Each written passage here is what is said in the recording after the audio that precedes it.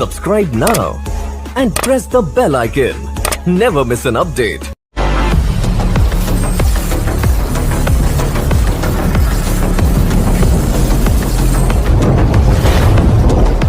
প্রসেনজিৎ সিনেমার নায়ক হিসাবে ক্যারিয়ার শুরু করার দিকে প্রসেনজিৎ প্রতিটি সিনেমার অভিনয়ের জন্য 25 থেকে 30,000 টাকার মতন পারিশ্রমিক পেতেন। নায়ক হিসাবে ক্যারিয়ারের শুরুর 2 বছর পর থেকে বাড়তে থাকে তার পারিশ্রমিক 30 থেকে 50, তারপর 1 থেকে 2 লক্ষ এমনভাবে বাড়তে থাকে তার পারিশ্রমিক। জনপ্রিয়তা বাড়ার সাথে সাথে তার পারিশ্রমিকও বেড়ে যায়। 2000 সাল পর্যন্ত তিনি প্রতিটি সিনেমা অভিনয়ের জন্য 10 থেকে 12 লক্ষ টাকা মতন পারিশ্রমিক পেতেন। এরপর থেকে তার পারিশ্রমিক আরও বেড়ে যায়। 2000 থেকে 2010 সাল পর্যন্ত তিনি প্রতিটি সিনেমা অভিনয়ের জন্য 30 থেকে 40 লাখ টাকা মতন পারিশ্রমিক নিতেন। 2010 সালের পর সে পারিশ্রমিক যেন দ্বিগুণ হতে শুরু করে। 2010 থেকে তিনি 2020 পর্যন্ত একটি সিনেমার জন্য 60 থেকে 85 লক্ষ টাকা মতন পারিশ্রমিক নিয়েছেন। শুধু তাই নয়, সিনেমা কাজ করার জন্য 1 কোটি টাকা পর্যন্ত পারিশ্রমিক নেওয়ার রেকর্ড রয়েছে তার। সিনেমা অভিনয় ছাড়াও বিভিন্ন